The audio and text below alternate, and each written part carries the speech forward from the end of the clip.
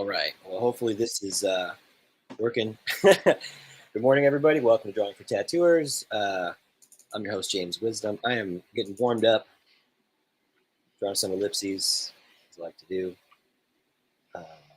If you are seeing this, make sure to let us know in the chat.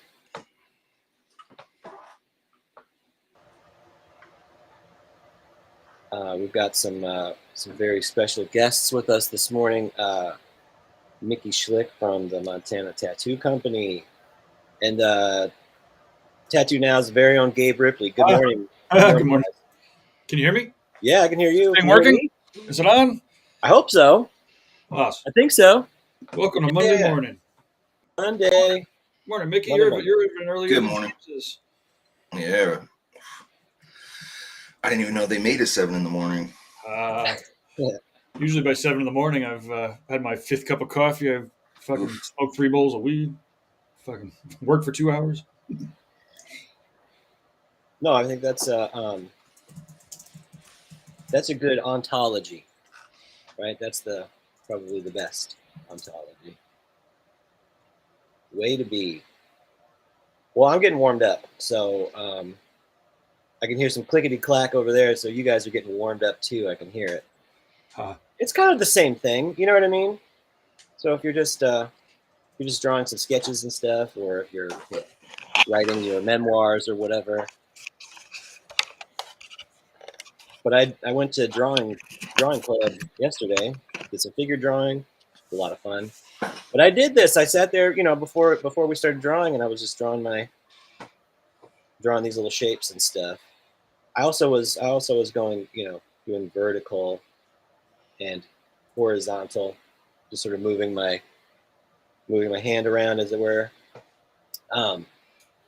Right, it makes a mess. That's true. But I did some stretches after that too. But it felt, I felt warmed up. I felt like I was ready to go when it was time to do it. What a mess today. I love these little, failures. Every Monday, start off with something terrible. And yeah, good way to be, as it were. But that's how we do it here. And so, all right, I'm gonna stop sharing the screen. We got the gang. Good morning, gang. How you doing today?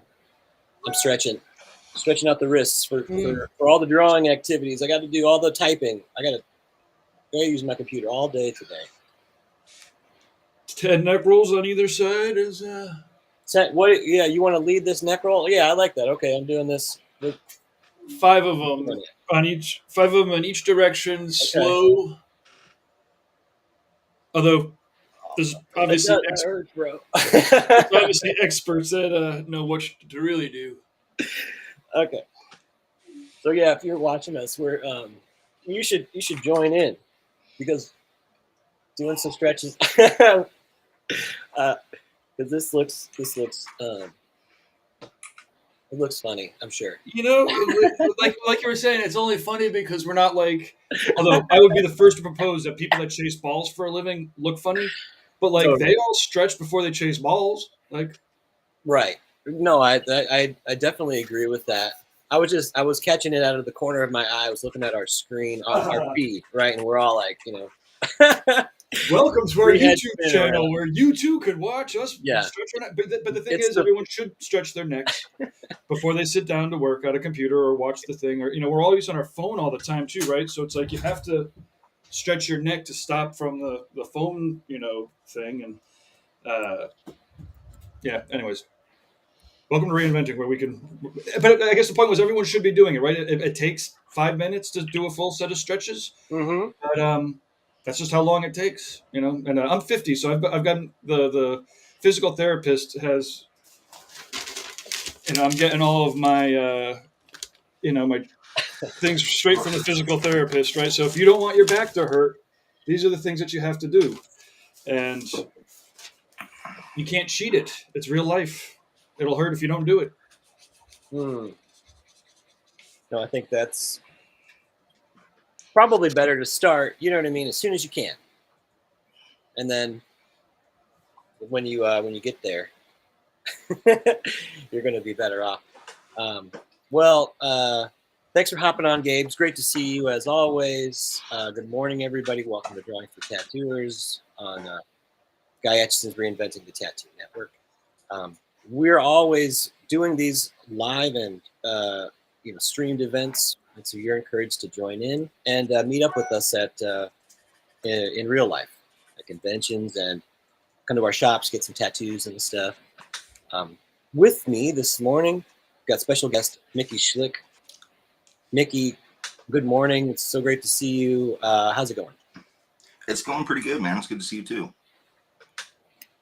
I got a chance to catch up with you last night. You showed me some pretty awesome shit, and so glad to have you on the show this morning.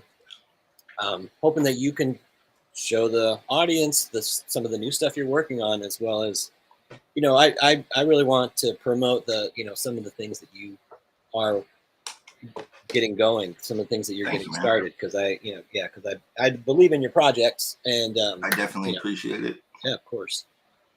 So anyway, again, if you are seeing this, let us know in the chat. Maybe tell us where you're from, where you're watching us from. It's always great to hear you in the chat. And but let's let's continue the conversation. Mickey, you've been I'm seeing you as like someone who is really a promoter, an explainer of using technology in tattooing. Like always trying to find where the edge is, and bring that back to the group. You know what I mean? Like I was just talking with my folks this morning about drawing on paper, right? That's how, when I first started tattooing, we had to draw everything on paper, but now we're using, it's really common practice. People use their tablets all the time. There was a few people using Photoshop, that was the people that would design your business card for you, you had to find them. Right. But now we're all using digital technology. Most of us are using digital technology. It really is helpful. Making the end result, I think it improves the end result. But you're taking things, I think, a step further. There's a lot of really interesting techniques that you're bringing to the table. It's probably definitely a step too far. There's a lot of stuff that it's for sure unnecessary for tattooing, and but in terms of the thing is that the technology, if you're on just Procreate or whatever you're on, makes us able to produce in a more efficient manner, right? Mm-hmm. If you don't want to say that you're quick or you're doing things fast as a tattooer, then however you want to word that. We also end up with a lot of scrap, right? We have a lot of leftover projects and things that people didn't pick up that maybe might not ever get finished because it doesn't really have a place to go. Nobody's paying for it. And with digital, it's just really easy to flip that into something else, take it to the next step, and so that's what I'm trying to do. I like to bring whatever I can back to tattooing. Whether or not it's viable, I guess I have to try it a few times.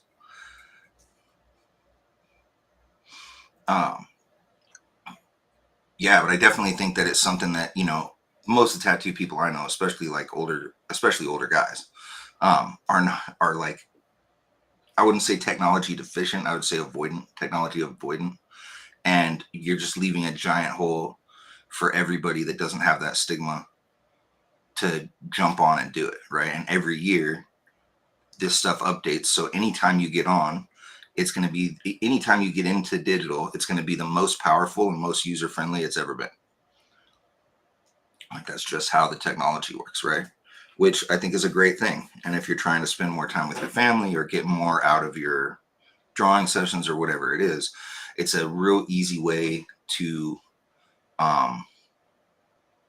level up and change the speed and rate at which you output the things you're creating. No, I love that, and I love the the sort of the same philosophy. You know, it's art, right? It's not what it is; it's what it looks like. It's like, you know, like at the end of the day, it is you know, this thing that is aesthetic.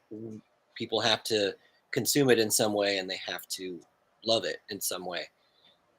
I do believe that there is a question uh, of integrity, right? This is something that we were talking about in regards to, say, photographing your work, or even when it comes to the some of the digital tools. AI comes to mind, right? How are you using AI? How are you using filters? How are you using these sort of things? There is this question, you know, there's a line right somewhere where Oh we yeah. kind of feel like there's like that is that does not have integrity, right? Versus, like you said, being able to elevate your art, being able to elevate the things that are going to make your life, you know, better, make the lives of your clients better. You know, you're making better work, you're making, you know, better products. um, how do you how do you navigate this? I mean, I think this is an ongoing discussion, especially in these sort of liminal web spaces, you know, where we can, we're, you know, we're kind of, we're all, everybody is, you know, that is talking about it is starting to set this conversation, as it were. Right. You know, so when we go outside of here and we are really talking to, you know, to others, um, there's been more ground that's been sort of laid. For instance, um, you know, I like the tattoo shop talk page on Facebook. And sometimes I know that sometimes they really go off about, you know, about AI stuff, and then like other times there's just this real acceptance. You know what I mean? It is a real mixed bag. Which You know, but those are individuals, right? So, and sure. it's which group is speaking up today, because Hmm. it's not that the group has that much fluctuation. The individuals in that group, some of them have made this stigma that they're like no AI, and like that was the first big press that came out. A lot of people Right. knew no AI before they even knew what it is or what it can do, you know. And I Totally. think, like, you know, it's important to remember, yeah, it comes down to personal integrity. Like, are Hmm. you lying about what you're producing? Are you blending out your pictures? Are you changing the colors to such a degree that it's like above and beyond? Like, I understand making a good picture, and I understand using the AI, but taking an AI image and putting it right on the skin, like, I can tell. I know people doing that, and I can tell. Hmm. And that brings me to my next point. We have no enforcement arm. So, you know, however you feel about it, if the guy next to you is using that and competing that way, well, he's going to be able to please the customers faster in a more efficient way without taking as much time from his family life or hers or whomever's. Um, and that's just the way that that person's playing the game. So for me, it's kind of about like knowing what all the tools are so you can use them when you need them, and not necessarily copying anything, but especially in the thumbnailing process, like AI can generate ideas. Like, it can generate a finished piece faster than I can do thumbnails. You know, if I'm spending Right. 15 seconds a thumbnail, then I can still only produce 4 in a minute, which is the same as AI, and it can do it. It can have a finished piece. So it doesn't necessarily mean you have to take that and use it. You can use that as your inspiration or your reference as you draw something similar. I think that that's fine. I think that, like, when it comes to photography, anything that is like, how can I take the best photo, um, is reasonable. And, you know, everybody's gonna have a complaint that this person used a light or that person used a filter. But are we talking about filters to like give it a feel, or are we talking about filters like a filter on the lens, which is something that you would use to cut down the glare anyway? Hmm. Right. So yeah, that line is in each thing, like whether it's photography or whatever. And really, there's nobody that's enforcing it except for you on yourself. right? Then now I'm not saying open up and like give up drawing. I still think you should learn how to draw. Mm-hmm.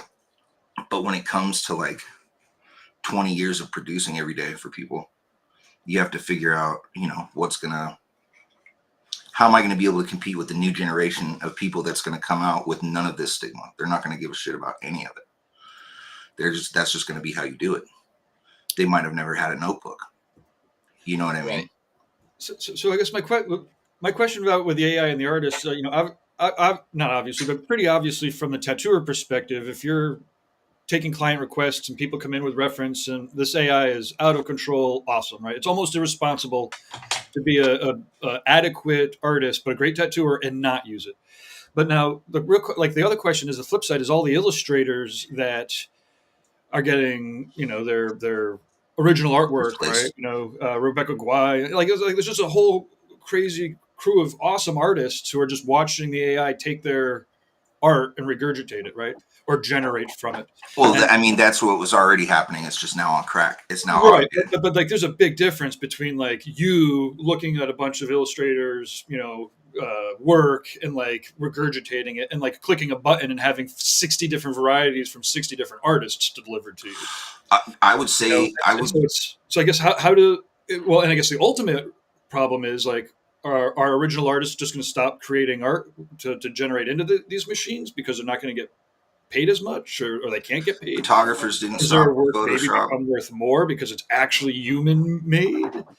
But I guess the main thing is how do the artists get paid off of the AI generating artwork from them? You know, and again, it's hard because it's from like maybe 3 different, you know, influences or whatever. I guess that's my biggest legitimate complaint about the AI art is making sure that the artists get paid. Same thing with Napster. It's like at the end of the day, give it away as long as the artists are getting paid. Right. Yo, for sure. Well, you know, and I think the thing is like, You muted Mick. when you put something out into the public sphere, what exactly do you expect to get back? Right. Like, I'm not printing, you know, every one of us, well, I wouldn't say every one of us, most tattooers have printed some kind of muka or some kind of artist reference, and they're not sending back any money to that artist or Dolly or anybody else. So I'm not saying that like those people shouldn't get paid. Everybody should get recognition for their work and payment for their work, definitely. But you know, for me, all of these tools are in the idea generation phase, right? It's not like the final design. And then you also have to figure out, where does AI start and end, right? Does geometric account? Because I love that program, you know, but I can turn out 500 in a day, as opposed to like, you know, just Googling a bunch of patterns or, you know, coming up with them any other way.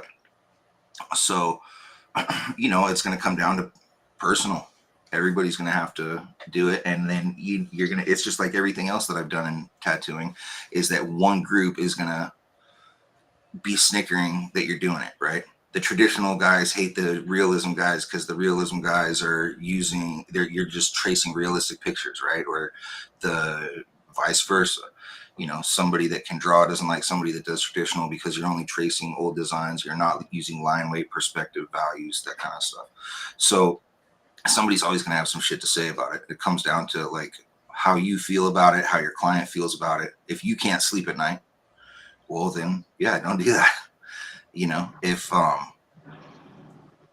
eventually I think that'll all pan out, right? Is that it comes down to like, there's certain things that it can't do.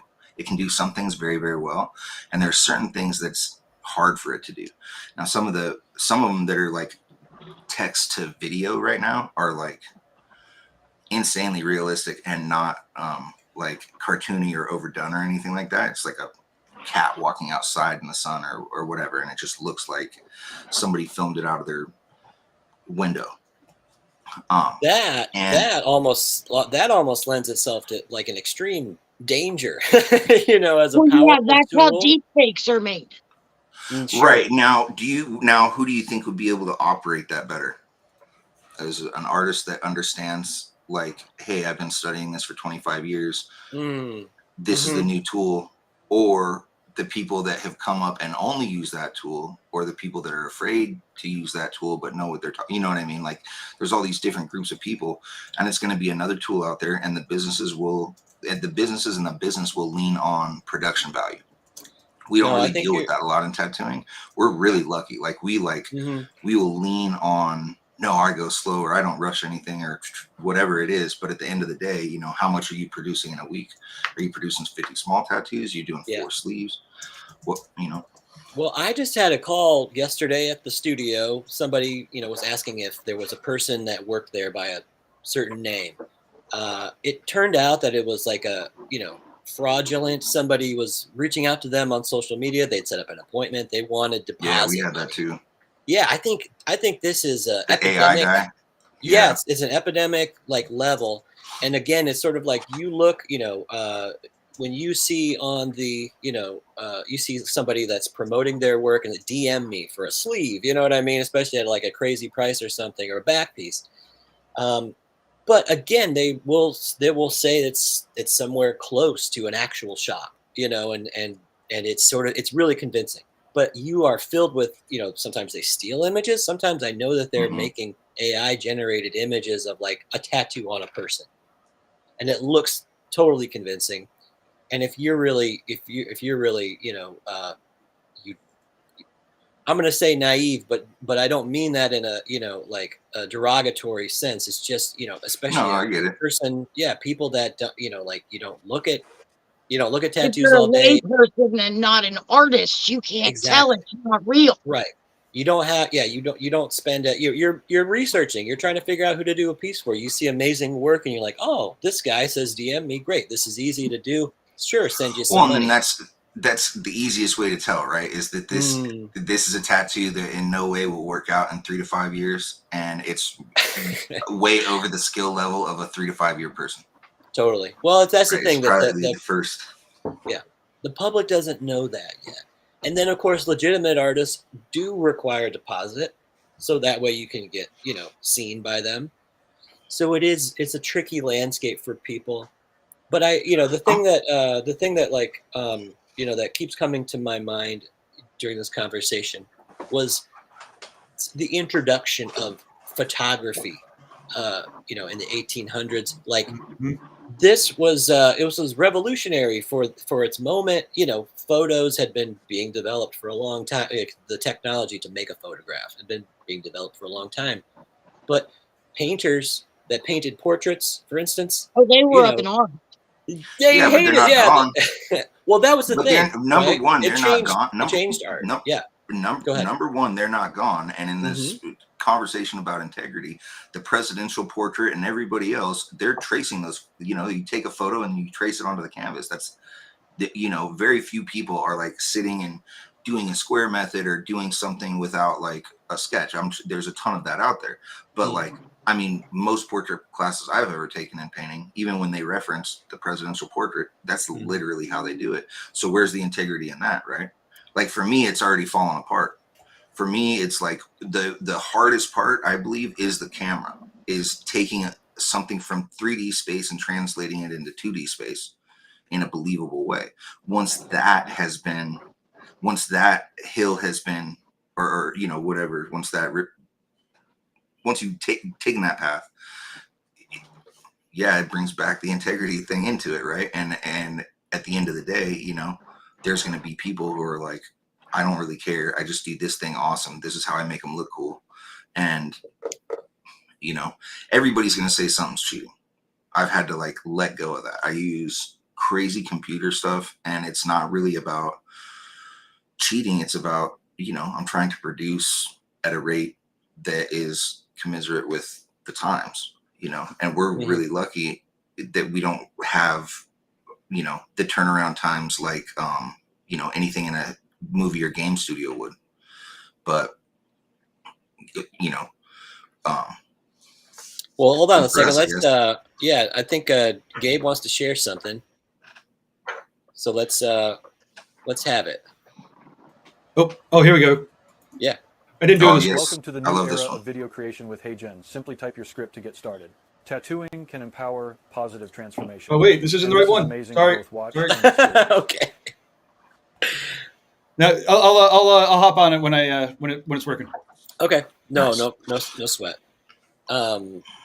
So, well, I hear where you're coming from. That you're keeping the conversation open. That we have to keep in mind this idea of integrity. There's an ethic that's at play here. This relationship, it is dialectical. There is a need for technology to be adopted and used. There's also a need to regulate that. It can't be pure, just like unmediated, like just use of it, right? Yeah, Because the market regulates it. I think we're using AI for the wrong things. Yeah. Well, I mean, We what should are be the just right things? using AI for the mundane tasks so we can let people actually think for themselves, and the artists do, and the philosophers think, and then evolve the species Yeah. more. Oh, they still can. They Right. just have to do it quicker, faster, better. Yeah, and making everybody, like, listen, I'm all about that. I love especially using the Tattoo Now stuff for for everything at the front end of the shop. But then when there's a customer that's like, I don't do online, right. and I'm going to give you a 1-star review because this is a thing. Mm. You have to I want to talk figure to a out, fucking like, chatbot. I want to talk to you. yep, Right. yep, and it happens, and it's like, well, it wasn't a chatbot; it was a person on the other side, but they like went to go tattoo, and the last 5 messages that we have are from us going to you. Right. So, we only do online. I'm sorry that we weren't able to help you. Well, here, It comes down to, like, how are you going to train the world? Hey, check this out real quick. I just made this. Hey everyone, it's pretty amazing catching up every Monday morning. James is great, Mickey is amazing, and Amber is the best. AI is going to change things big time. So I was able to didn't do that. Right. Oh, so, sorry.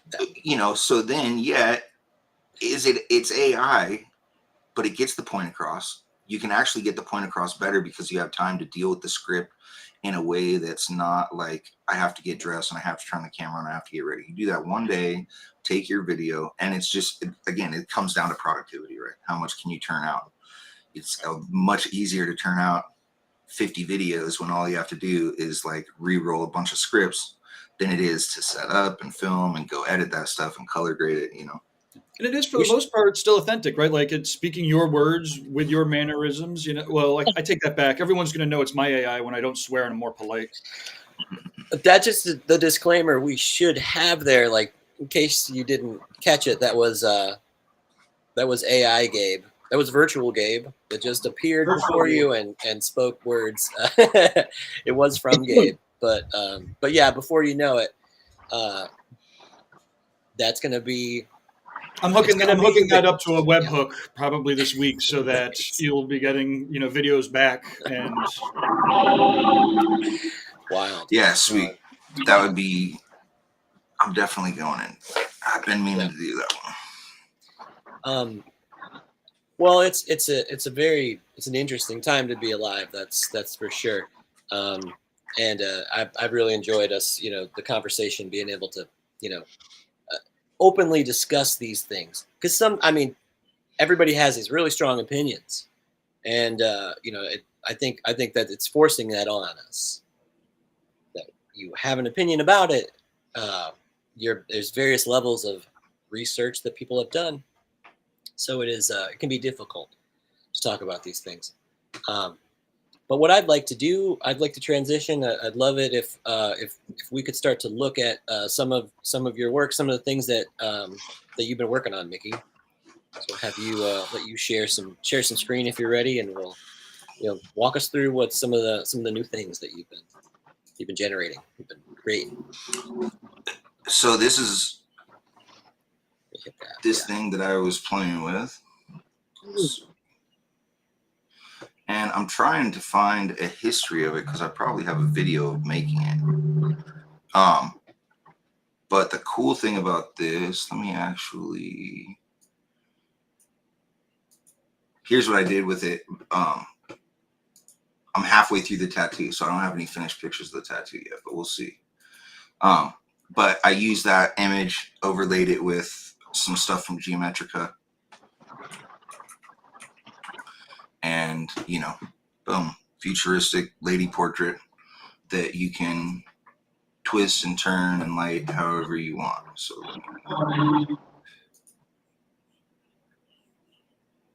and you can make, you know, just turn it and make it into a line drawing. Now, I would definitely say that's cheating. And I would absolutely do it every day. Like, it doesn't even bother me. I don't even think that's cheating. I think that's just being smart when manipulating your medium. Well, I mean, imagine you can take an extra 2 hours and put it into the overall picture or the overall design because you don't have to worry about that part anymore. You know? I think there's, I would only like add to that a bit, like a caveat of like, there's something that you end up missing out on. I mean, at any stage, but certainly like what in the drawing. Yeah. Like even in tracing it by hand, getting familiar with it and stuff. You know, go ahead. I would say I still love tracing it by hand more. Like I do not like the stencils that print out, like you could print a whole tiger out or whatever. I don't like to do that. And even when you're messing with like curves and stuff like that, kind of the same thing is in that it doesn't give me the exact thing I want. Where's this folder here? Well, we were talking about this exact sort of thing in, you know, at the APT. We were meeting, talking about education, and you know, a lot of tattooers that, you know, myself included, you know, went through a time, you know, in your career where you didn't even have a thermofax, you know, you didn't have a way to I'm all analog except for my printer. Right, you had to trace out by hand your stencil, right? Even to make the stencil itself, right? So there's something about that practice that is there's a value, even though, again, like you can do it mechanically at a much more efficient way. It creates a muscle memory in your hand because you've already drawn it so many times. But that's tough. It's tough to get that across to new tattooers, I think, right? Yeah. Like it's the same argument, like, you know, why do I need to learn multiplication when I have a calculator in my pocket? You know, and that there may be something to that. You know, why do you need to spend that real estate, that, you know, that space of effort to, you know, to learn this thing that's so easily overcomable by technology? Again, this is this conversation I feel like that we've been having. I've known people like that where, like, you know, I want to do every piece 3 times before I start it, and then you know, the issue for me is that a lot of times, or what I would witness, is that then when there's a curveball on tattoo day, you know, everything takes a shit when you figure out that that you have to flip a design over because it's on the wrong arm, or that it's like a slightly different object and you're reliant on the fact, or you think like, hey, I've already trained my hand to do this one, you know. And that's kind of why I go back to the drills, is that let me get rid of this thing and double this document, is that there's only so many movements your hand can make, right? You can break it down into 10, 15 movements. And if you practice those, then you can handle any design from any angle at any time, any curve, any whatever, right? Because you got the S curve, the C curve, and you're just breaking it down like that. You're not, you know, you don't have to like trace this thing with your eyes closed. You have to put the needle where the purple is. Yes. No, that's a great point. A lot of times, especially in those, you know, we've talked about the drills before, and especially in like the draw box one, a couple of them, you know, their thing is, you just learn to move your hand one way because that's going to be your easiest, best move, and then you spin the paper. Well, we can't do that all the time. So, you know, I'm definitely a proponent of like go forwards and backwards, and sometimes going the other way than what you're comfortable with might give you a little bit better aim or better visibility or better whatever. And the more you've trained your muscles to make those movements, because think about it, like, what's the longest line you've ever pulled? Right. Okay. So how many different types of line can you stick into that? You know, only a few. You got a straight line, sideways, a straight line, diagonal. So, S curve, C curve, upside down, inside out. That's about it, So it comes down to about 10 movements. And I've definitely it really started to hit me. Originally, I was into pinstriping. And there was a guy that's hits the 10,000 moves. You do each one of these 10 moves 1,000 times. And by the end of it, you're going to be better than you are today. And then, I took some other classes and they were doing kind of the same thing where they're like, yeah, just draw the line. And I think, when you're doing those lines, it's also good once you get comfortable with it, like the circles and the lines and stuff like that, to use like a brush tip pen or a tablet pen with a lot of sensitivity, because that's going to control your depth, right? And so when you come back to tattooing again, that will have already trained your muscles to know that hey, I'm doing this while I'm lining, and it's going to create a problem, and I have to lock in and move, straight if I want it to look straight. No, that's awesome. So this is an incredible sort of object that you've made. Yeah, I think that would be the best way to describe it, right? Yeah. So it's a 3D object that you've created, and now you can, like you said, you can move it around, you can light it different ways. Yeah, you can manipulate it more. Yeah. Mm-hmm. You can get in here and change where you want your lights. And this is just ZBrush. And the cool thing about ZBrush is you can do your whole render in there. Or you can take it, programs like Marmoset will light things up. Watch. Here, I can do this. Z plugin, FBX, export. Sculpts MPC. I'm working on all these characters from Nightmare Before Christmas right now for a leg sleeve coming up. Where it's okay, now you have the characters and you can just reuse them at will all you want. It's gonna take a second. I happened to choose that coffee mug this morning. Yep, there you go. Perfect. Cute. Import model. Oh. Sculpts. Put it in the wrong folder. All right, it'll be here in a second. And I think this is what I would say is is watching you, maneuver around and navigate all of the systems. So for some people that might look very familiar. For other people, it's very intimidating, right? So what would be your advice to people who are really, they're really interested, but they can't quite jump in yet? Where do you begin? Where do you?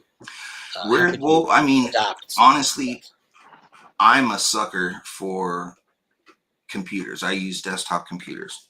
The jumping in part is Procreate.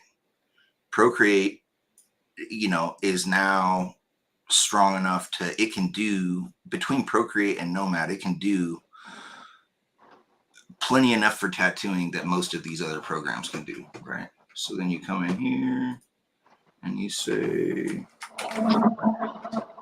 materials of objects.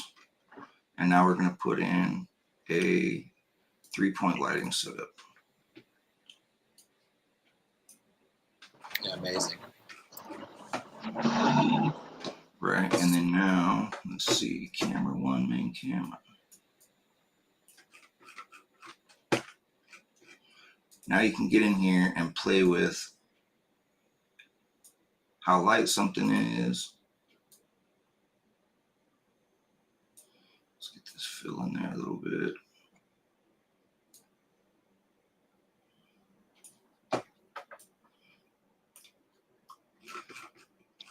Okay, that looks handy as hell. I'm not gonna lie. Well, even if you're looking at something like, let's do recent scene, ball on table scene. Let's see.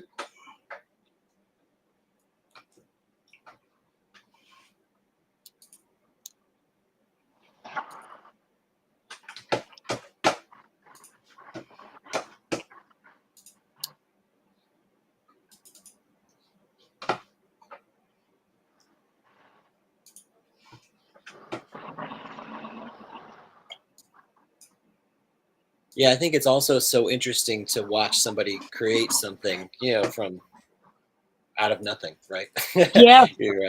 It's also there's also a satisfying sort of character there to watch it, to watch an artist like in the act of creating something. So whatever tools you're using, right? If it's a brush, if it's ZBrush, whatever the case may be. Um, but yeah, this really reminds me of the stuff you were showing me yesterday from your new educational series that you're creating. Yeah, this is actually the thing that I use to get all the pictures for that. So like I have them all labeled on the anatomy of a shadow. Mm. And it's, basically just the ability to control this light. Let's see how many cameras I have in here. Main camera, camera one. So I got 2 cameras. Let's render. So the top image is what it's going to look like. And then I can edit. Let's say I want to edit where this light is or where the light's pointing. It's going to change everything. Yeah, that I like, being able to manipulate your light source to create, contrast and a dynamic image. Right. Well, and then you can use these tools, the different tools that do their one specific thing, to do exactly what they're there for. So I have one that's like, it's just ready to make people. It makes people. You put in a picture, it'll give you similar proportions, and then you bring it into ZBrush and sculpt it out. Well, now you can push it back to that original program and have it give you emotions and expressions. And then you can take those expressions and bring them back, detail them out, light them however you want, put all the elements together. And I'm trying to explore a lot more like surrealism this way. So let's get rid of That's all definitely this. interesting. That's one thing AI can do that people can't do. You cannot recreate a face you haven't seen somewhere before. Yeah. But AI can, just by knowing the structure of the face and being able to change emotion and everything like that. Absolutely. So see if this thing will open right. And now the problem is like, the clients aren't prepped for this. Right. You probably have to take it and put it into a product that is understandable. For instance, you could do a lot of really rough sketches that you can read and that you're going to use to build the project, but the client may not want to see that stuff. They might, but they also may not. And so I think, again, the same kind of, it's almost from the other direction. In a way, this is like, it's over rendered, for like what the tattoo is going to end up being. I mean, to a certain degree, but then, you're going to need to add like all the contingencies of their body, right? The curves of their arms and these sorts of, wherever you're putting it, some background and stuff. These are going to be, again, it's the same problem, but in a different sort of format, I suppose. But yeah, you're right. There's probably a level of educating your consumer, educating your audience, so that way you can get them to this really interesting result, right? This really same thing we were talking about earlier with people, unfortunately being scammed. There's one called Monster Crawling that did it at our place. We got the same thing. Somebody requested, somebody was coming in and, they wanted a deposit from them. We also had another artist who, somebody had bought a website that was like their name with like missing a letter or something like that, and then set it up exactly the same and was taking deposits. Yeah. And like, it's a buyer beware thing. And unfortunately for me, I'm in that situation right now where I'm trying to travel. So I'm kind of in the same boat where it's like, hey, you know, I'm taking deposits and I'm traveling. And, you know, does the person at the shop who answers the phone know that I'm coming? Because I've been talking to somebody and definitely something's going, but is that going to be the right, you know, it's a thing. So I'm trying to take a hint from the call we had with Russ the other night, and change how I'm doing things a little bit in terms of, you know, I've always kind of been like, hey dude, I'm going to be ready to do your tattoo at the time that we decide that we're going to get together. And at that time, we're going to get together and we're going to talk about it. And you can make whatever changes you want, and I can edit it any way you like. And if you don't feel comfortable, you don't have to do it. And now I'm kind of changing that to like, hey, I'm baking in a month that I'm going to work on, you know, everybody's stuff. I'm going to work on the first month, and then hopefully don't have to, you know, can come up with a full image like this thing, and then make it take 2 or 3 sessions to get it somewhere. That way I'm only doing, you know, 1 day of homework for 1 day of work. Hopefully less than that. Hopefully I can spend 3-4 days on one of these pieces and make it super rad, and then, you know, turn it into a back piece or a torso or something like that. And then, you know, you're offsetting the amount of homework that you have versus the amount of work that you have. You're also, you know, say you had 10 people and you want to do back pieces, excuse me. And you know that each one of these things is going to take 10 sessions, and you're willing to give a deal of, you know, $1,000-1,500 a day, multiply that by 10, you're now at $100,000 this year, just because you got all your artwork done in January, and it's all follow-ups, and you only have to deal with 10 people a month. But you can pamper the shit out of those people, because that's where all your bills are coming from, you know? No, so your approach, I think it's very, I think, forward thinking, and it's definitely a model that a lot of people could aspire to. Now, you brought up the call with Russ. I think, you know, I wanted to bring that up too. So you and I and Gabe Ripley, we all got a chance to be on a call with Russ Abbott at Fireside Tech Meet Talk. It was an incredible you know, seminar that he gave. So without giving away too much, right? For more, join Fireside. But also, you know, the thing that Jake Russ, Fireside. Yeah, I love Jake, Dan, everybody at Fireside.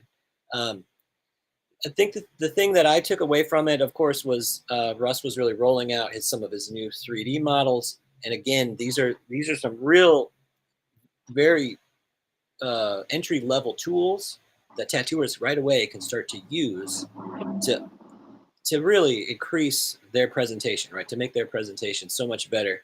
And I know that you had a couple of techniques that you were liking to use. Anyway, it was something that I really look forward to using more in the future. Because again, it's, you know, I'm not as well versed in in the 3D rendering software, but this is a very, you know, it's a very user friendly way to sort of tap into some of these tools that you're using. You have more capacity to manipulate and to make custom things, 3D assets, as it were, here. But you know, again, I think there are tools that are available now that they're directly applicable to your business, your practice, and but I'm looking at the screen. Mickey, what are we looking at here?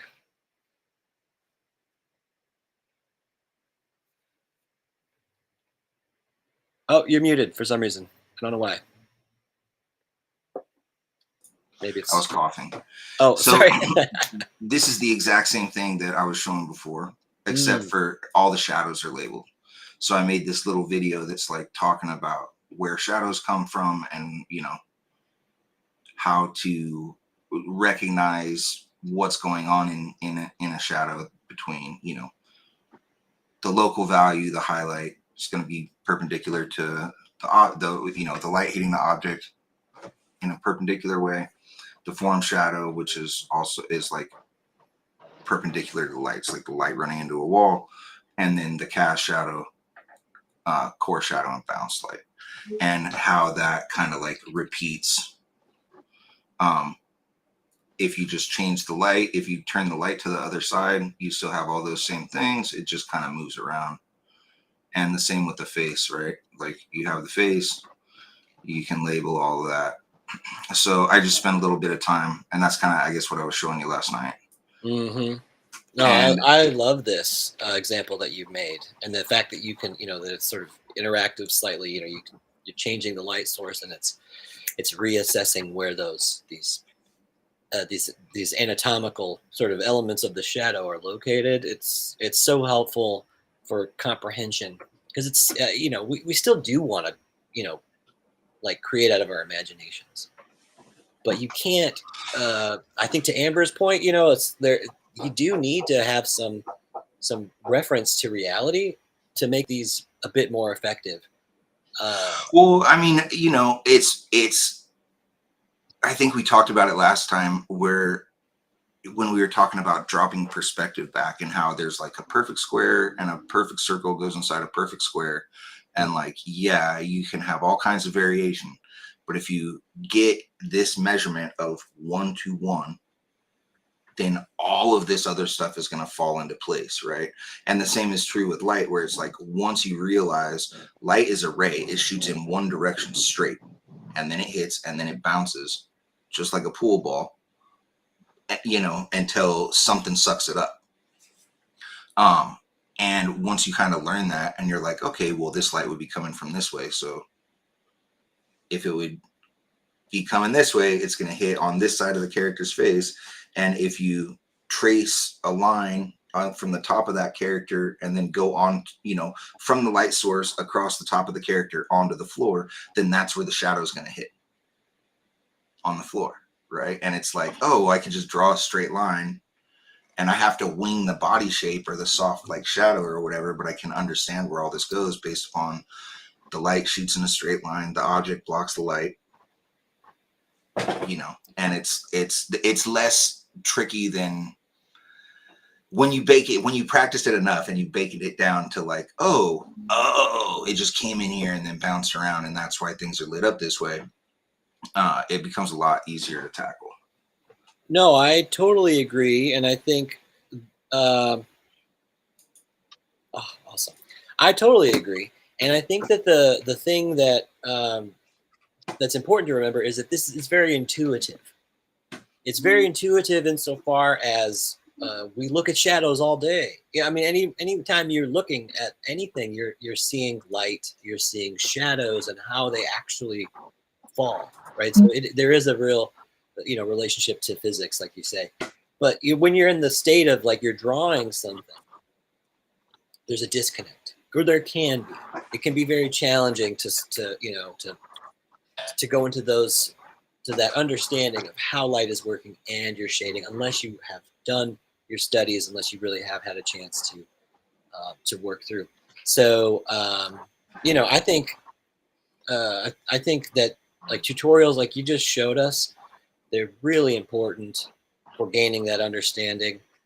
Using these digital tools are a real benefit, but of course, You want to? Yeah. Let's check this out. You want to hear me make a cheating confession? No, this is me cheating. This is me cheating. We're absolutely 100%. Don't care. So Unreal Engine is a free program to base users, right? You owe a bunch of money if you make a game that's over 100,000, or if you make a game that's over $1 million, gets over $1 million a year, you owe 10%. But they have a thing called MetaHuman Creator, and you can like take a picture of yourself, and it turns you into like a digital human, right? Now, the way that they're doing this, because we were talking to Russ the other night, is they're using a standardized mesh that's already ready to go into all the other programs, and projecting the person's details onto that instead of trying to scan the person, right? Because scanning the person, you end up with so many millions of points that you have to edit that down to the point that, again, is that then that person, you've now cut off all of these, the extra little pixels, and it's, there's still a lot of like digital wizardry going into this. So what I've done here is I went into AI and I started started asking about, I don't know, some kind of Art Nouveau beauty portrait of some sort, right? Mm-hmm. Feed that into here, and it gives me a face with these measurements. Now it probably, let's see, I wonder if I can,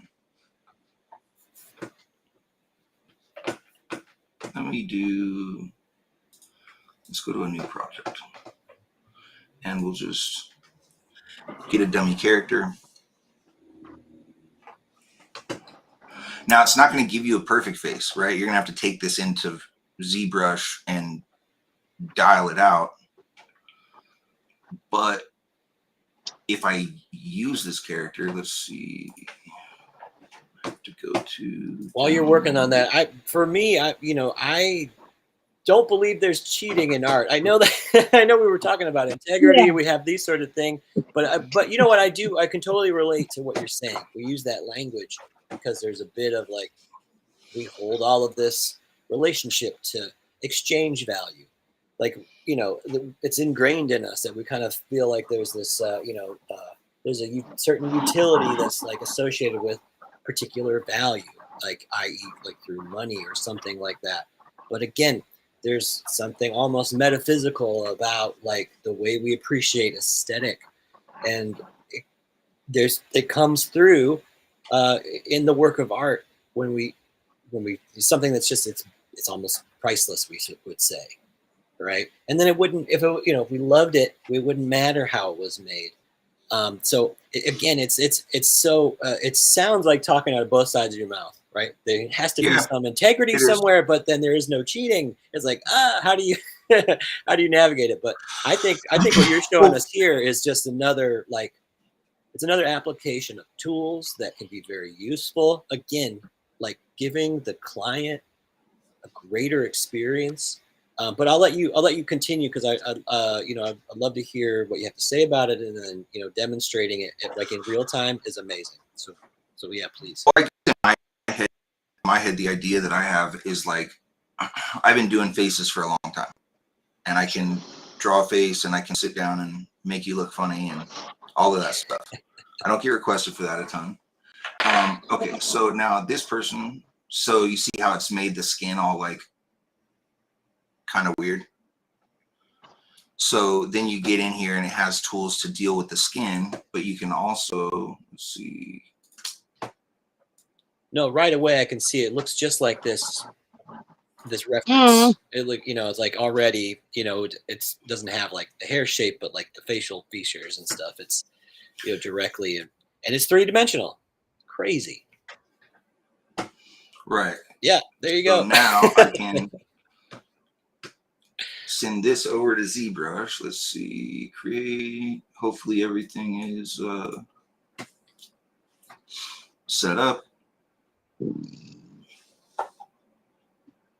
And so see, now you have like a real low res in the right pose.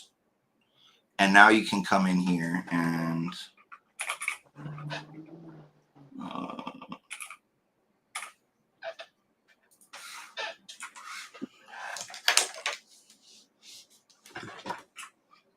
look at all that geometry, all those polygons. There you go.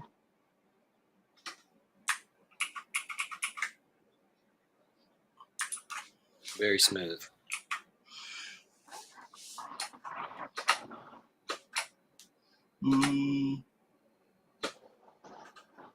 And just start manipulating it however you want. Now in this instance, I'm messing the program up because you would not be able to warp this would be all right. Let's see. If you have this mode on, then it will add geometry as you go. So it'll pull it out better, but it'll mess the geometry up in a way that you would not be able to send it back to the original program. And then the original program is where you would repose it. So what you're able to do now, so say you have, let's say that you do a lot of girl faces, and there's like a couple of types that you lean on. You might be able to go to Cube Brush or some other program or some other vendor like that and get a couple hundred photos of a person that's all, you know, posed properly. You can use over and over. You don't have to learn anything. Or you can take real optimized photos of a person, turn them into a model that you can dress however you want, that the makeup's always done, the hair's always right, if you want the hair there at all, which, let's see, let's get some hair.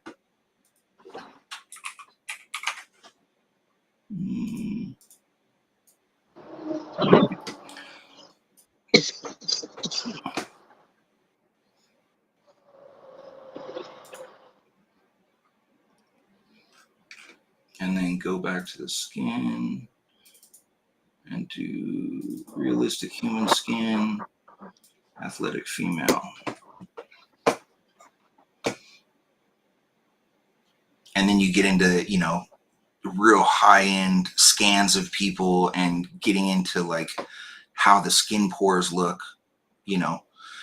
Now the way they've handled things like ankles and elbows is there's like a little decal that just goes on there. You don't actually have to go in and fold the clay, you know. And that's another part of why you would want to be familiar with all the programs, because what exactly do you have to do? Hey, that's not what I want. Hurry up, we're getting demonetized as you speak. I'm trying. I was just thinking the same thing. We're gonna get demonetized. What are Here you we go. doing? Give me 2 No, I'm seconds kidding. to figure I'm this playing. out. So I think that something that you had brought up is that you could make a model of your client, right? You could actually make them, you know, you could scan their body, for instance, or you could even use like this program you're using. You can actually sort of customize the figure, the mannequin, to look like them, if you like. Which again, I think there could be. I can see, I can see trouble on the horizon. You know, they're like, wait a minute, that doesn't look like me. It's another can of worms. But yeah, probably another topic. But what you can do, you can make a My body. cheat is I have hundreds of pinup pictures saved in all kinds of different poses.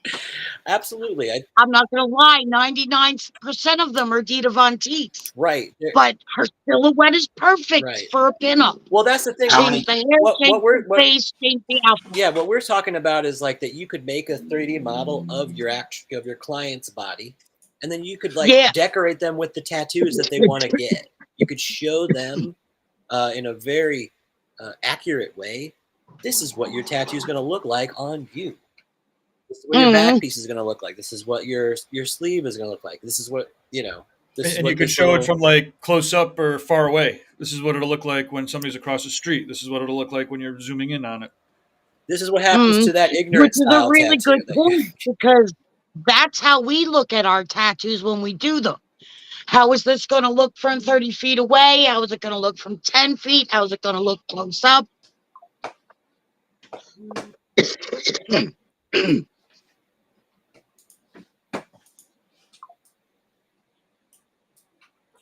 So, yeah, that's absolutely, you know, well, and that's the cool thing about all of this stuff, because if you're splitting up, so I guess one of the things that I talk about when I'm talking to people that are new into drawing is gray paper, right? Because you're not dealing with the whole value scale all at once. You're only dealing with the stuff that's darker than the midtone, and then you have a different pencil that's going to do the highlights on the light side. So you can really split up your light and dark shapes, if that makes sense, right? Or you're splitting up you're splitting the job in half by only having to focus on half the job at a time, right? Well, if you continue that thought process, now you're dealing with things where you're taking one program that deals with skin to deal with the skin, to make the skin awesome. You're taking one program that deals with the actual mass of the object to do that. You're taking a different program that's going to deal with the lighting and getting the lighting, and you're doing it all in a way where you can copy the light settings, the materials, the whatever you want. So like if I were to spend a day to make this character an awesome person, I can then put a Viking helmet on her. I can put a Roman toga on her. I can give her a carnival mask. I mean, you can literally do anything. You have it there that you can use forever. You make yourself 5 that are, I mean, that's what I'm trying to do is, you know, make 5 of them that are your characters. Go to guys. And you never have to go look for another photo again. You know, you can just make the actual thing, texture it like it's realistic, light it as if it was really there, and have the best reference possible. And now Procreate and Nomad on that iPad can do most of that stuff. There's a limit. Right. There's a limit, but it's not a crazy limit, you know? So I think now I have to follow up with what Russ was asking the other day and figure out the easiest way to get it from this program straight into Procreate. And I do got to say that the way they're doing it, the way he's looking at it, it's a cool look, dude. Have you seen the, you know, when Thomas, he was talking about Thomas Cinnamon, and when he scans it in, it looks like, have you seen it? It looks like a real scan, or it looks like, you know, the trick. Let's see.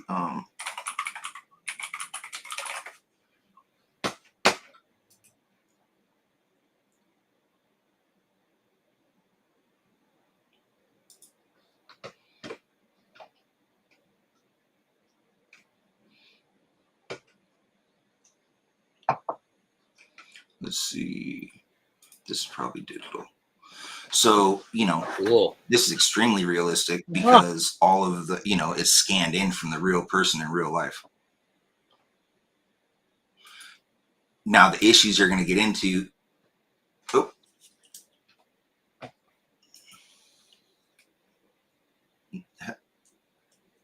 Can you hear me? Yes. Yeah. Give me 1 second. Okay. So the issue is that, you know, when you get over here to the hand, that's one lump that's fused together, right? You can't animate this into a walking pose. You could ultimately get it down that far. And what in this program that I'm using, there's definitely a way that you can take a scan and wrap it around one of their models. So it'll take the details from the scan and wrap it around. I haven't played with that too much, but I want to. But this looks super cool, dude. And it's like, you know, it's for sure that person in terms of it has their existing tattoos there. Good morning. What do we got here? Yeah, good morning, Shamek. So Shamek and I have been chatting back and forth, and we're gonna have Shamek on Drawing for Tattooers, I believe, in a couple weeks. But yeah, Shamek, I sent you the link. If you feel free to hop on if you like. It's the restream one. I know it's confusing. It's been tough. It's been tough, but there's so many cool things that we're able to do, especially if you're checking out the ticker on the bottom. You can see that you're here with us, and then of course you can find Mickey. See, Mickey has we've got a QR code up here at the very upper left. Scan that, and you can go right to Mickey's site. I think I made one too. Since I made it, yeah, this one, the sticker. Yeah. Thank you very much. Yeah. Of course. Yeah. I don't mean to. I've been so wrapped up in your in your presentation. I'm not doing all the producer stuff, but yeah, of course. Like, check out Mickey's portfolio for more. I know, Mickey, I know you were talking about it. Yeah, back piece. You really are pushing to do this project. You want to do you want to do 10 back pieces. You want, or 10 big tattoos or something this year. Is that right? Could you tell us more about? I'm looking. Yeah, I mean, I get a lot of sleeves and stuff. So Sure. For sure, like back pieces and legs, I want to go a little bit bigger. You know, I end up doing a lot of black and gray, but I also have a person I work with that's really dope in black and gray. And so I would like to do some more color stuff, some realism stuff. And that's I guess what I'm promoting right now, trying to push. Cool. Welcome, Shamek. If you could mute your the other tab that's on right now, you're on with us live. So if you mute your YouTube, then I'll unmute you. And yes, welcome, Shamek. So great to have you with us today. Another artist at the cutting edge of like technology and tattoos as well. So it's really great to have you. Thank you. Thank you, buddy. Of course. Hold on a second. If you could, so I think there's a feedback. So if you're watching on YouTube, click either turn the YouTube off or just hit mute on that one, and then we won't get we won't get the feedback. So try that out. Okay. So I think we got you. Good morning, Shamek. Thank you for joining us today. Is that still feedback? No, it sounds great. Yeah, okay, sounds great. Sorry for confusion today. I think we may have got our wires crossed, but yeah, I couldn't find the email, so I've looked for them and I found a different one. So, no, thank you. But yeah, it's definitely impressive what Mike is doing. Yes. So, well, as somebody that that uses, you also use 3D software, 3D tools to create your tattoos. If I'm ZBrush, yeah. Yeah. Do you have any? Can you? Maybe it'd be great to bring you in on the conversation. Like, you have any questions for Mickey? Like, I'd like to see do you what have anything to share? I'll be asking him. Yeah. I know. No, I know. If you're not familiar with Shamek, I'm gonna make a QR code so you can check out Shamek's work. But Shamek, I'd love to get some feedback from you. To see what how Mickey's work and his flow altogether. So I'm really enjoying looking into his ideas altogether because I work slightly different from actually like mechanical side of it. So I would like to see the creativity, starting from the head and stuff. So I'm looking forward to where he's going with that.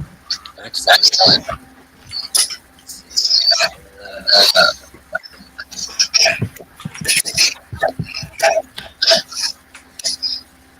We're still getting a little feedback for somehow. I'm not sure where it's coming from. Somebody's got something on in the background.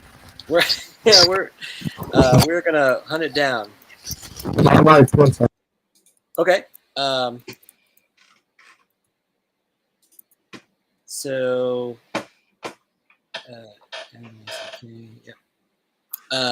Okay.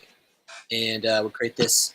So I'm putting up a QR code for everybody. If you are on stream right now, you can scan this and you can check out Shamek's tattoos. We're gonna really feature Shamek's work and get into some really in-depth conversation with him in a couple weeks. Cool. Yeah. If you're checking it out, it is pretty rad. So cool. So, but yeah, it's so interesting to have you two here, Mickey and Shamek. I see a lot of parallels between the work that you do, but of course you both are artists and you draw, and I feel like that's a big part of the mission that we have here, at for this show, and then of course at Reinventing, which that's something that Guy talks about all the time, is the importance of a drawing practice. And again, we have to use the tools because Guy is the first one to say that, Photoshop is going to be crucial to edit your photos, because he doesn't believe in making them, and he believes in this sort of, what we're talking about today, this integrity, that you end up producing something that's an accurate representation of what it is you offer. but you need to make sure that it's doing that. You don't want to do yourself a disservice by showing a photograph of your work that isn't that isn't like an accurate representation. Let's say it's worse. No matter how much you use AI to create an image, if you can't then reproduce that image in ink and skin, it's all for nothing. I think that there has to be some integrity there, but of course, we really want to use the tools. We don't want to like stick our head in the sand and let these sort of things pass us by. But there is again, we were talking about this time in history where photography became widespread, and there was a big uproar from the the portrait painters and stuff. But I think what ended up happening is like now painting of all different types has a real value that was probably locked up with trying to be very highly accurate in your representation. Now there's works of art that it doesn't require being this accuracy. It's expressive. It allowed art to sort of move forward in a new way, and that I feel like we're at the edge here with these particular technologies that it's going to democratize to a certain degree, but also it's going to make new things possible. It's going to shed light on new practices of making artwork that we can't really even imagine yet. And so those are things that I think are be on the lookout for that stuff, because those are going to be so interesting to see the developments. Not only like technology making things, let's say, easier, but also different art forms from human beings themselves that will be valued in different ways. So, how's the feedback now? Is it better? Just it's a little bit better. There's a little bit of sort of noise, but it doesn't sound like we're getting the reverb anymore. So I don't think that's anything that we have to worry about. But yeah, I wanted to sort of say, if anybody has things that they want to ask or talk about, that's cool. But Mickey, I wanted to ask you, what is it you're working on right now? It looks like an ecrochet. Yeah, I have. So I made. So ZBrush comes with a anatomy model. Let me see what I can do here. So ZBrush comes with an anatomy model, and underneath it is a skeleton. It's all in there, all the muscles, all the bones. So if you take one of these heads, or if you make a head and you put the bones inside the head, then when you mess with and the muscles, then when you mess with the face, if you start taking away parts of the mesh of the face, parts of the mesh from the bones will stick through, right? So I have a couple animals that I've done this way. I have a couple people, and I'm pretty sure that's something that you can do in Nomad too. I think I can make characters I can take over to Nomad that way.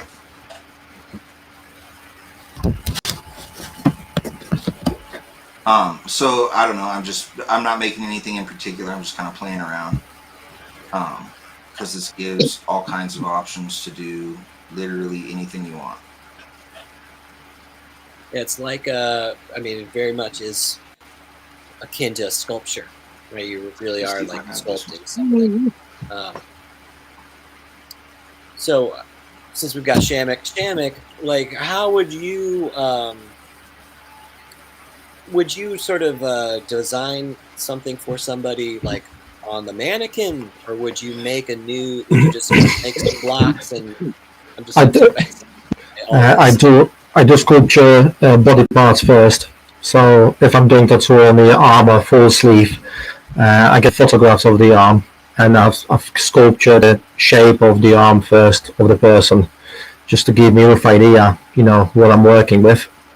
Or if I have a person like the customer in person, then we drew freehand the masses and flow on the arms with the markers, and take the stencils of that and work that way, and then start doing sketches like different shapes, like the solid shapes, just to give the weight and the composition all together, and then start building from the part to to complement this shapes.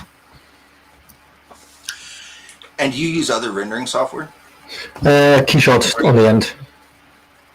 It's so what? Keyshot. Keyshot, okay. Yeah, on the end.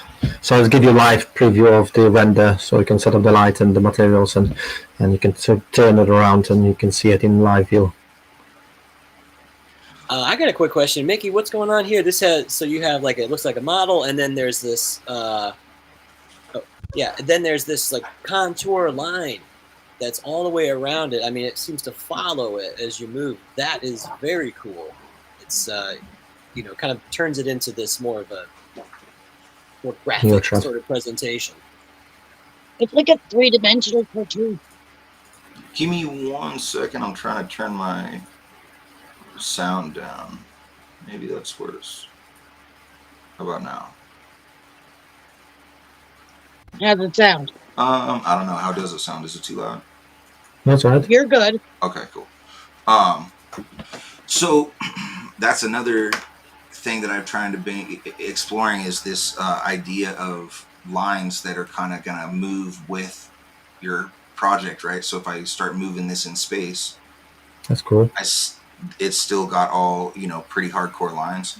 And the way that you do that is if you have a plane here. So if I were to subtool append a plane, where'd it go?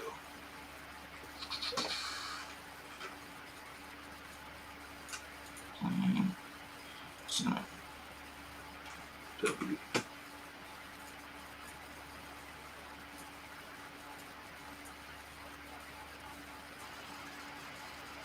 I don't know where it's at.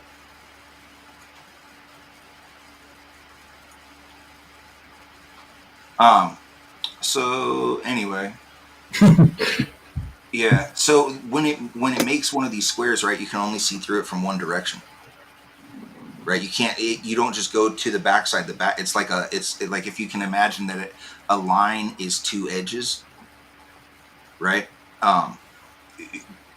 You can't see the backside without thickness unless you have it set to show you that, right? So what you do is once you get your whole model done, you take it and you double it around itself. You inflate it a little bit, color it black, and then flip it so it only shows the inside, so it won't show you the outside. So that way you're seeing through the outside and into the back of the model. So whatever's poking out around the back is making these lines. Right? How you flip it? How you flip it? Down here in display properties, you just hit flip. Oh, okay. Yeah. So you just I just kind of like decimate that down and then make it a flat color, flip it, and then you have you can refine this. But I had seen somebody do a portrait where I guess another modeler had done a portrait and somebody was rendering it. And they did some of the, like, it was a girl and they had done the girl's clothes and hair with super fat lines like this, but then the face was just like very, like, extremely realistic with no lines. And so I've been trying to chase that down in terms of like, how could we apply this? Because we like fat black lines in tattooing. It makes a lot of sense. This is a very interesting technique. And I'm really glad you're showing us. And so this is an incredibly advanced tutorial in ZBrush and other 3D rendering software. So I think if it doesn't whet your appetite yet to get into it, again, so you were talking about like how do you get into it? How do you enter? You had mentioned Procreate. Would you also recommend Nomad for the beginner? Right? Would Nomad supposed to be a good way for beginners who are interested in 3D modeling and bringing that into their tattoos? Would that be? I avoided 3D forever because we're drawing in 2D and I have to put it on an arm and it's just overkill because the thing that you're working on is not necessarily going to go straight into a tattoo until you start to figure out like, hey, I've picked through all the references of eagles I can find. it would sure be a lot easier to have my own eagle or my own bear that I can then deal with however, and you can also study lighting a lot more. The lighting in 3D is baked into what you're doing all the time, right? So it's not like I'm going to do lines and I'm figuring out the shape and then I got to figure out how the light's hitting it. It's just always there. And then once you get into the points of like, I can use render sets, because you can do comic book renders in Nomad too. So you can also set it up so that it just gives you a line drawing. So you make your character, you do whatever. Okay, so or let's say I make a character over here, a girl's face, and I put it into Nomad. You can use that person in 800 tattoos. If the angle and lighting is different, what does it matter?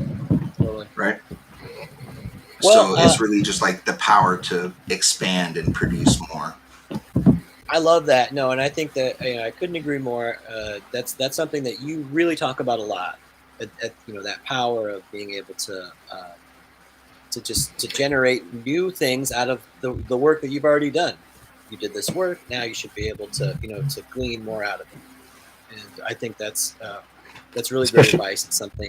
Yeah, go ahead. Especially when you have like design on the paper and you're thinking like, oh, I could move that slightly, tilted. It will works better with a book. When we have a picture, a JPEG, you can't really do about it. But with this one, give you the freedom to kind of move it. Sometimes it's too wide, and you could still move the face slightly sideways to fit the thinner arm to have a better composition altogether. And that's, considering the database of the objects as well, which is growing. So in the past, you have to do your own. Now you can kind of download it, and quite often I have a really difficult designs. I can just buy the object altogether. It costs maybe $10 or something, but it's like you said, it's multiple use of it, and you can change it slightly. If you have a JPEG, it's kind of there, but if you have a bear like this one, you can still change his body shape and change his eyes, mouth, and everything quite easy when you have a general. So yeah, I think it's brilliant, and I think transition from freehand and drawing and stenciling with a tracing paper to Procreate now in 10 years is going to be another step. It's going to be 3D designing in 10 years. It will be like Procreate for everyone. Well, they are already putting in material brushes into Procreate. So like if you have a 3D object, you can decide how you want that material to look, and you can do most of that stuff in Procreate. I don't know if it's like handling light yet, or if there's a good rendering software besides Nomad itself, but it's pretty amazing what you can fit into less than a Trapper Keeper. And on a tablet as well. That's the key concept, because the laptops and 3D software, it's always a bit power needing tool, isn't it? But Nomad, it just works on everyone's tablet, isn't it? So it's access everywhere. Incredible. So we're coming up on the hour and a half. What I'd like to do, since we've got the brain trust here, I just received a tattoo, an image of a tattoo from a friend of the show, Creature, and so I'd love it if we could check this out. Let me see if I can share this. Yeah. Oh yeah. So this is Creature's newest tattoo, and to be honest, oh, that's so cute. I think we're seeing quite a bit of progress. But since you sent, we're gonna give you some critique. So since let me see if I can. I'm not sure if I can zoom in. Yeah, maybe I can zoom in on this. I love Harlequin clowns. So here it is. And since we got some really incredible tattooers here on the panel, maybe we can give Creature a bit of feedback on this design. What do we think, Dave? No, I think it's pretty cool. It's nice, clean, everything's solid. I would say that the collar looks super cool. It's a little bit, I can't tell exactly what's going on it. Mm-hmm. I mean, from the first look, it looks great. It looks exactly what it is. But then when I look close, I'm like, I'm used to this. I think it's double layered, maybe, and I'm not reading it right. It should be. Pretty cool. Yeah, feels like it should be double layered, but it's missing kind of in the middle. It's just blend into one layer. But oh yeah, sorry. Yeah, so thanks for the feedback, Nate. We're working on the technical stuff. But yeah, no. So I think that's a really good catch. Working out the collar. It's an important element, but it's I mean, there's I a lot think of it looks commitment. clean. It's Yeah, nice, there's a lot of dude. commitment to it. And then I think the lines are clean. Mhm. I like the variation in line weight. The shading and the hair is great.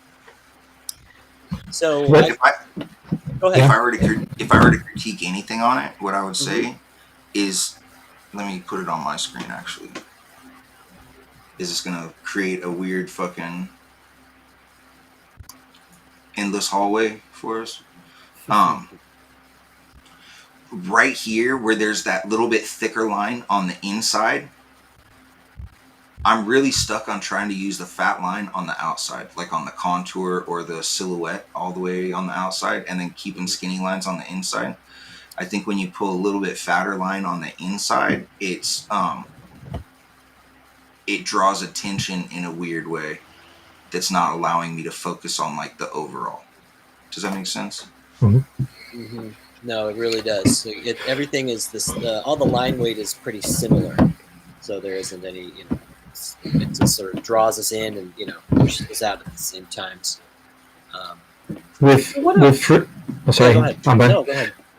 With 3D software, you start seeing, start understanding shapes, how they bend, and how they kind of like.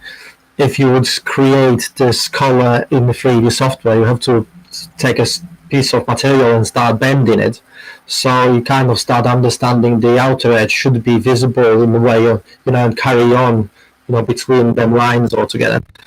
So then you start seeing little things differently if you start playing with the 3D software, and you start understanding, like different cloths and like a body, muscles and curvature of body, face features, and if you start going into sculpting faces in the 3D software, you start noticing little dimples around the lips, which normally missed in the tattooing when you're tattooing faces, or different shapes of the cheekbones. When if you're drawing it, you can miss them easily, but if you start sculpting them, you pay attention more to like a different nuances and different details.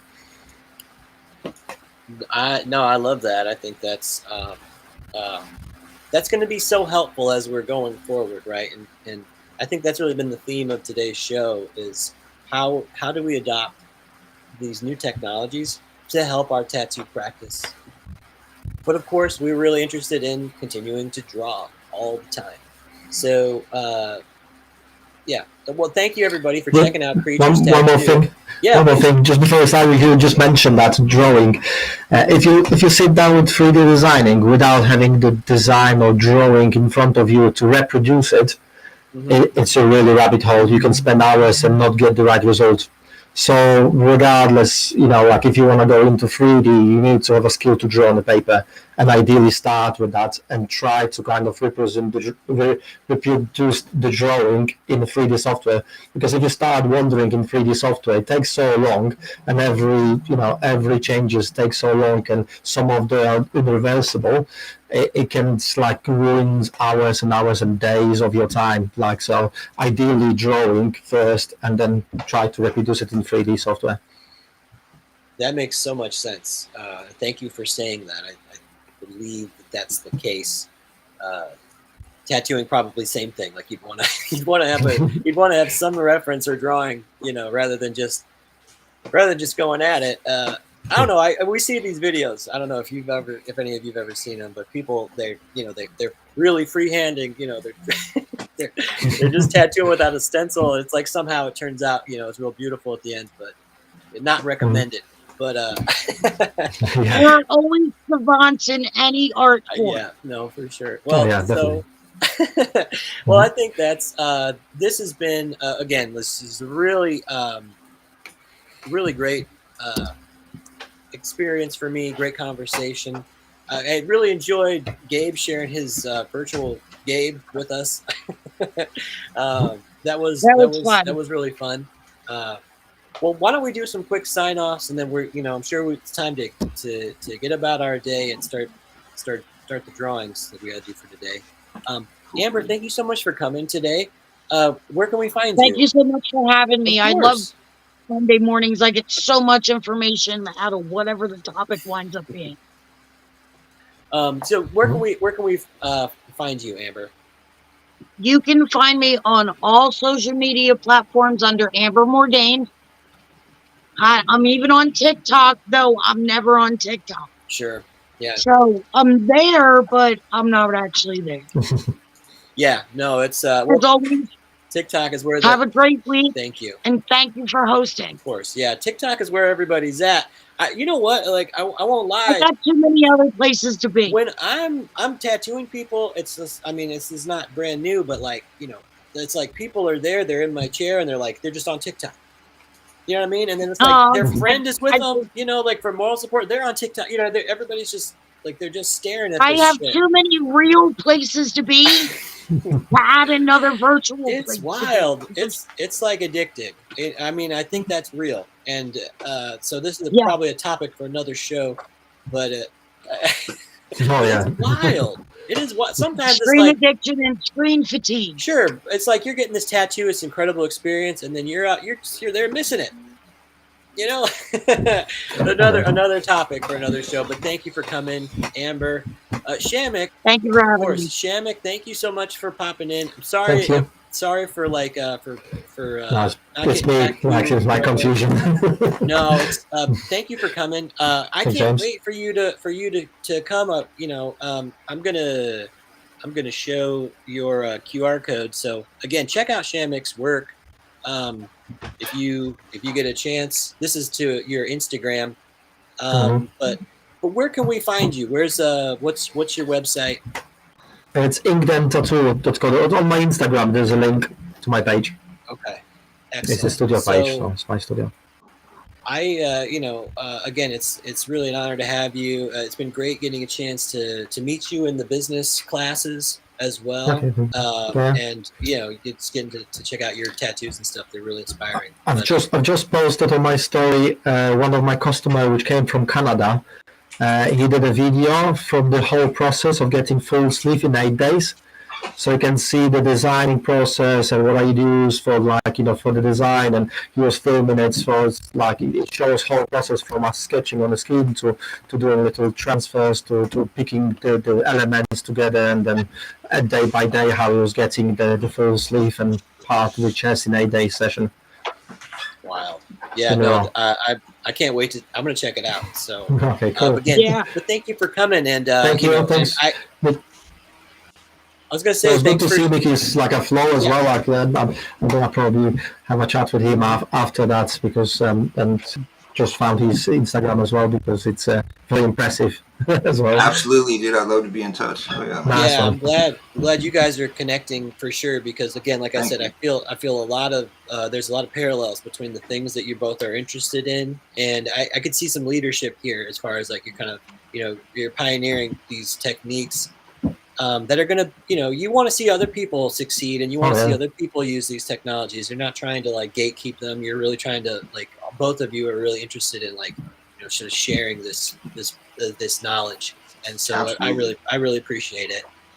So thanks for checking out Creatures Tattoo and throwing in your thoughts on that. I think that was awesome. And again, can't wait to have you back. Thanks for coming. Thanks a lot, guys. Of course. Yeah, thank you. And also you shared with me, we didn't share it, but some of your figure drawings. So we should definitely talk about that next time, when you come on. That's what I end up on your stream with the figure drawings. So I was doing exercises. That is awesome. No, it's amazing. So I think we should definitely do that. I love doing figure drawing here on the Drawing for Tattooers show. And so I think it's, again, it's something that I think it's really valuable for all levels of drawing. And so again, thank you for sharing this with me. I appreciate it. Okay, cool, nice one. Thanks, guys. Thanks a lot. Yeah, definitely. And then of course, Mickey, thank you so much for being the star of the show today and for sharing all of your new projects. Of course, yeah, of course. Well, I hope that a lot of people get a chance to to see what you're doing, and then reach out to you again because you're making educational products, and of course, like you're an amazing tattooer as well. So you're probably coming to a town near you, right? Like you're probably going to be visiting. So I'm trying to do the whole country. Well, East Coast tour this year, I guess. East Coast and South. So for me, I'm gonna have to cross the entire country for that. well, So yeah, I there's can all go kinds of anywhere. there's all kinds of people that watch this. It's amazing to me, but there's people that watch it all over the place. And so, so check out Mickey. He might be closer than Montana. You might live far away from Montana, but Mickey might be coming to your neighborhood. So Hell so yeah, be and I'm sure looking for to guest spots. hell yeah. But so we've been posting your let's see, tattoos by Mickey. So we've been posting your card, all day. But again, here's a I QR code definitely you can appreciate it, man. scan. Of course, yeah, use a QR code you can scan. You go right to Mickey's personal website. I think you just released this website. You just like updated it, and it really looks incredible. It's a great array of like all your offerings and stuff. So It's very I think busy. I'm gonna try there's a to lot. cut some of that shit out of there. You do a There's a lot. lot, It's too man. much. Yeah. You do a lot. So I think there's a lot to discover. So I think that's also something that people will enjoy as they get a chance. Well, thank you very much, back. man. I appreciate you. Of course. So And Gabe, thank you. yeah, Gabe's in here somewhere. But Mickey, where can we find you? Of course, your website, but MickeySchlick.com. And I work at Montana Tattoo Company, and I travel all over the place, and I'm trying to get some educational stuff off the ground where I can share this with people at lowbrownowhow.com. And I can be contacted. There's a million ways to contact me on all those sites. There's links in all my bios. I have it all pretty much hooked up. So yeah, Mickey Schlick everywhere. Excellent. Thank you so much. So want to say, thanks to Gabe for being here, for hopping on. I know you're probably, working away, doing some kind of like, incredibly technical computer shit. So there's a QR code right now at the bottom of the screen that you can scan if you're interested in learning more about Tattoo Now. Tattoo Now is digital tools and software for tattoo artists for your business. It offers like CRM, that's customer relations management software, and it's competitive prices, including mailing lists and stuff too. So again, Tattoo Now. You scan the code and ask for Gabe. He'll get you all hooked up. And of course, we definitely want to thank Guy Atchison for being the founder and inspiration behind Reinventing the Tattoo and this community. Thank you, Guy. Thank you for everything you do behind the scenes. This has been Drawing for Tattooers on Reinventing the Tattoo Network. I'm James Wisdom. You can find me on the internet at Tattoo and Wisdom. Again, happy drawing, everybody, and we'll see you on the next stream. All right. Bye. Thanks. Thank you. Thank you.